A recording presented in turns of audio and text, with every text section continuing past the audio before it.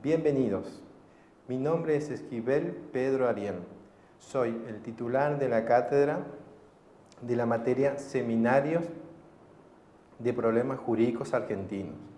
Tengo el gusto de trabajar con la doctora Paula Pugliotti y la doctora Manuela Ortiz, en el cual estaremos desarrollando el programa que en su oportunidad ya la doctora Pugliotti estuvo desarrollando la unidad 1 y comentando las pautas y criterios con respecto a la materia. En esta oportunidad yo estaré desarrollando la unidad 2, que sería régimen constitucional de los consumidores y usuarios.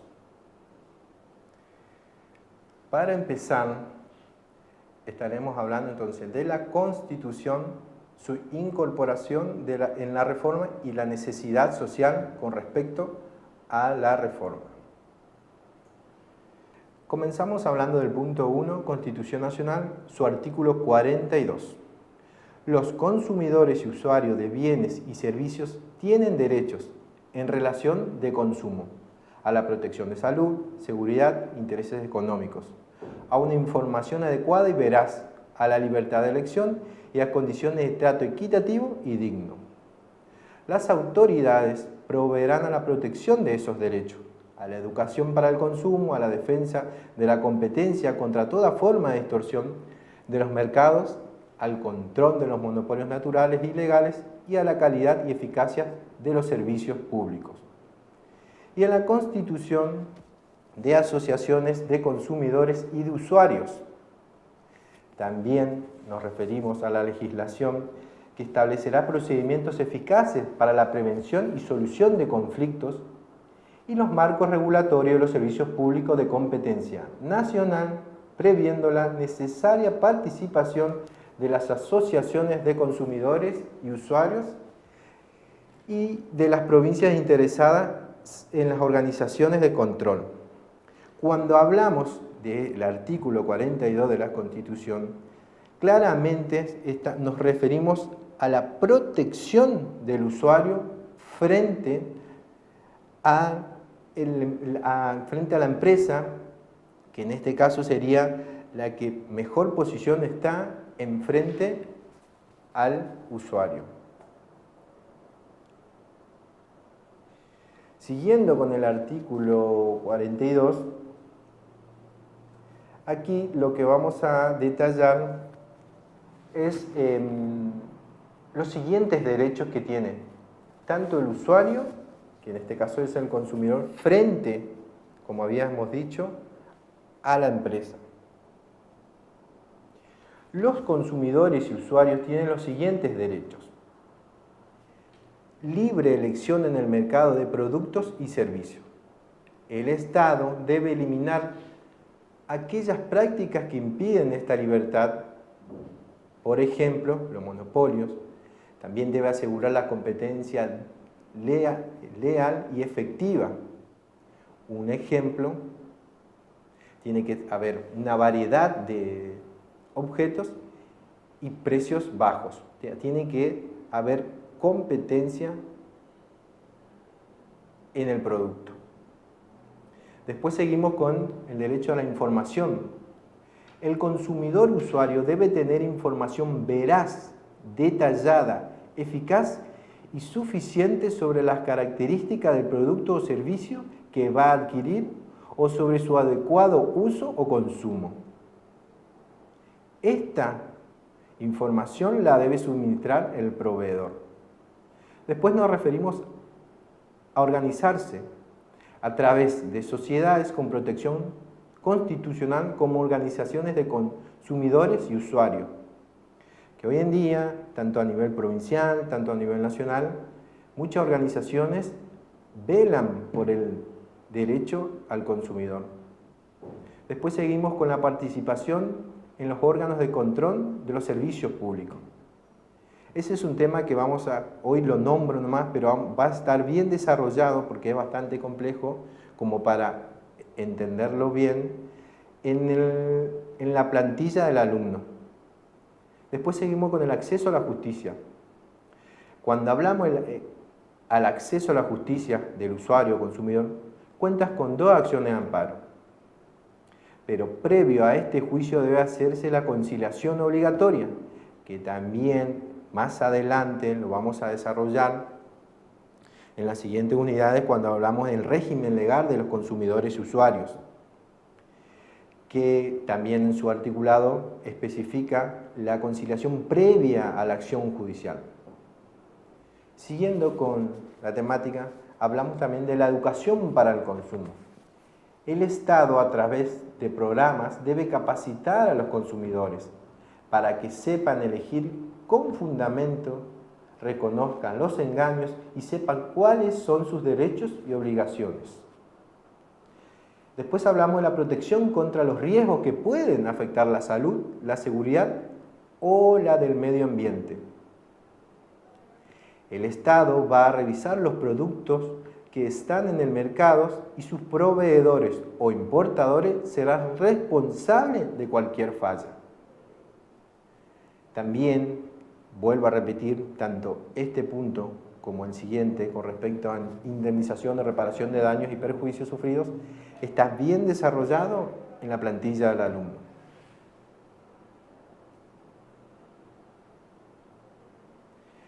Aquí lo que vamos a mirar y ver y desarrollar es bien marcado la protección que tiene el Estado para el usuario. Y decimos que el Estado, por su parte, debe darle protección a estos derechos. A través de las leyes, el Estado debe prevenir o solucionar los problemas que surgen en estas relaciones comerciales. Regular los servicios públicos, volvemos a repetir, permitiendo que las asociaciones, o sea, organizadas, legales, de consumidor y usuario, participen del organismo de control. ¿Qué quiere decir? Que cuando el consumidor tiene derecho a reclamar por un producto, también tiene derecho a organizarse para tratar de llevar en conjunto ese problema que suscite, que se vuelve particular, que a la vez también se vuelve colectivo. Bueno, siguiendo la unidad 2, y nos referimos al punto 2, que habla de las acciones judiciales que habíamos enumerado anteriormente y dijimos que lo íbamos a desarrollar en la plantilla del alumno. Aquí también vamos a hablar, no muy profundo el tema, pero a tratar de entender y encaminar qué significa la acción judicial que tiene el usuario consumidor al momento de defender su derecho. Bueno, cuando hablamos de las acciones judiciales, nos referimos también a la Constitución Nacional en su artículo 43, que nos habla de la acción de amparo. ¿Qué es el amparo? Como ustedes ya lo sabrán, el amparo es una acción judicial cuyo objeto consiste en proteger todos los derechos diferentes a la de la libertad física, ya que ésta está protegida específicamente por el habeas corpus. Las acciones son dos garantías constitucionales que tiene el consumidor. Cuando hablamos de acción, es el paso que tiene la persona para accionar judicialmente, como lo venimos diciendo, y decimos que toda persona puede interponer acciones expedita y rápida de amparo siempre que no exista otro medio judicial más idóneo contra todo acto u omisión de autoridades públicas o de particulares que en forma actual o inminente lesione, restrinja, altere o amenace con arbitrariedad o ilegalidad manifiestas derechos y garantías reconocidos por esta Constitución. Un tratado o una ley. Acá vamos a detenernos unos minutitos como también para hablar cuando la Constitución en su artículo habla de los tratados, se refiere a tratados internacionales que, como sabrán, esos tratados tienen supremacía constitucional, están en el mismo rango que la Constitución. Bueno, siguiendo con el desarrollo, en el caso, el juez podrá declarar la inconstitucionalidad de la norma que se funde en el acto u omisión lesiva. Podrá interponer esta acción contra cualquier forma de discriminación o en lo relativo a los derechos que protegen el ambiente, a la competencia, al usuario y al consumidor, así como los derechos de incidencia colectiva en general, el afectado, el defensor del pueblo y las asociaciones que propendan a esos fines, registradas conforme a la ley, la que determinará los requisitos y formas de su organización.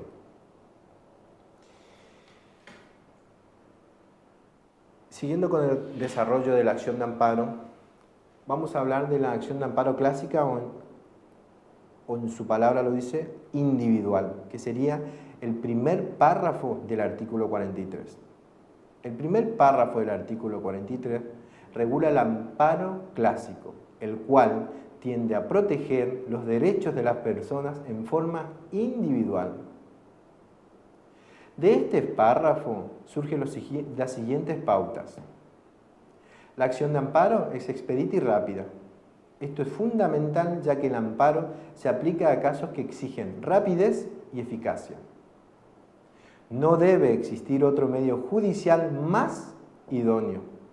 Esto significa que el amparo es excepcional. Solo procede cuando no existe otra vía judicial más eficaz para lograr el objetivo deseado. Procede contra actos u omisiones de la autoridad pública o de particulares.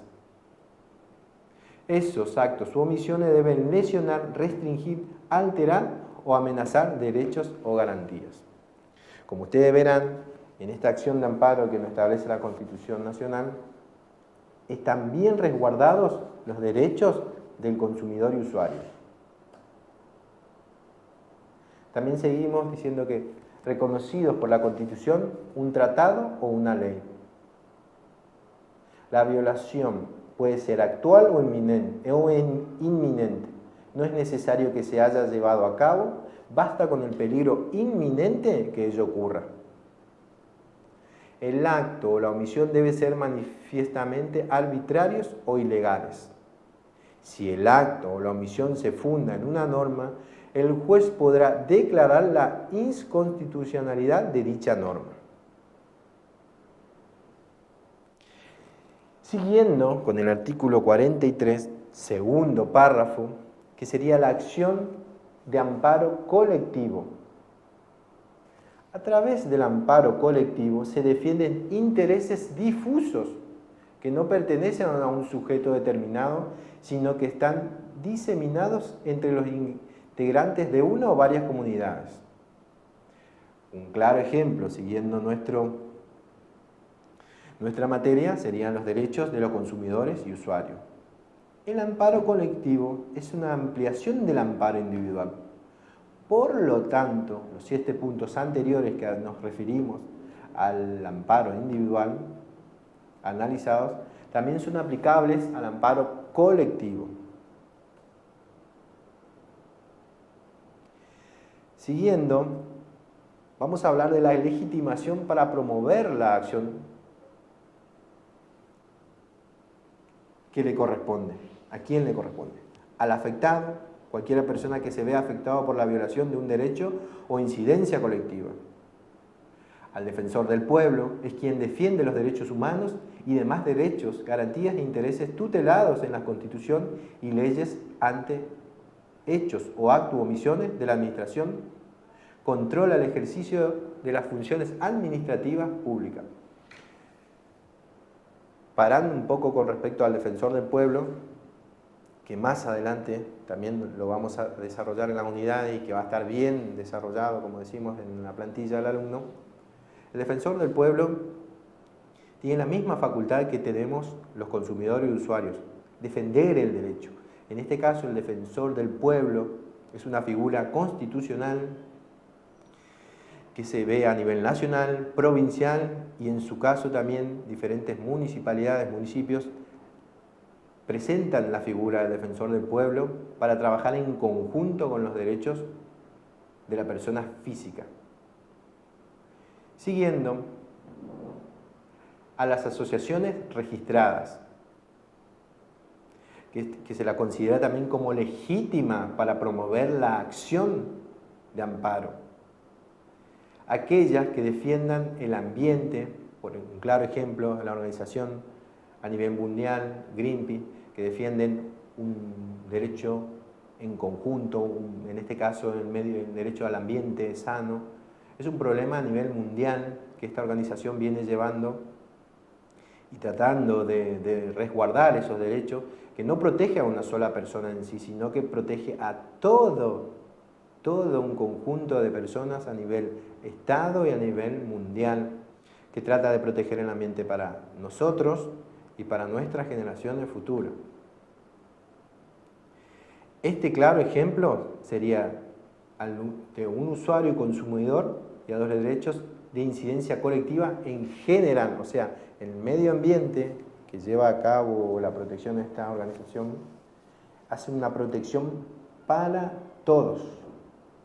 Por lo tanto, los requisitos específicos del amparo colectivo son: legitimación para interponer la acción de amparo, existencia de un perjuicio para la colectividad del acto que se impugna.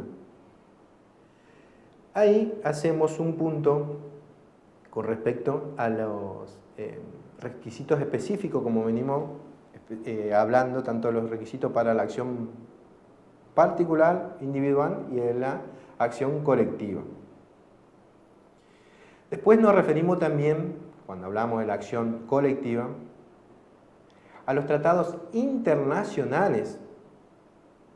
El amparo también se encuentra establecido en el Pacto de San José de Costa Rica. Más adelante, vuelvo a repetir, lo vamos a desarrollar en profundidad este tema con respecto a tratados internacionales. Siguiendo con el desarrollo de la unidad 2, llegamos al punto número 3, que es acción de amparo, y da como por finalidad a la unidad, que en este caso, en este corto video que desarrollamos la unidad 2, lo vamos a plasmar más, como lo vengo repitiendo en todo el video, en la plantilla del alumno, y vamos a tratar también de especificar y tratar de interactuar en los foros para ampliar más el tema. Voy a estar en contacto con mi colega, la doctora Pugliotti y la doctora Ortiz, con respecto a los trabajos prácticos que vamos a desarrollar de la unidad 2. Bueno, llegamos a su desarrollo final. Les agradezco por tratar de avanzar en la materia, y lo que esté a disposición de nosotros, los profesores, de tratar de responder a sus preguntas. No hay ningún problema de estar en constante contacto. Muchas gracias.